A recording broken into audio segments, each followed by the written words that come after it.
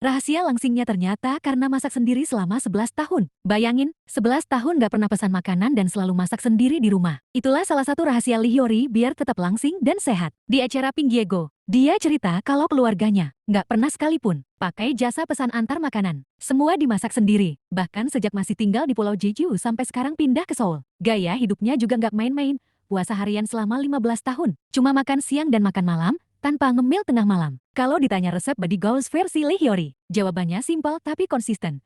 Makan teratur, masak sendiri, dan gak kebanyakan jajan.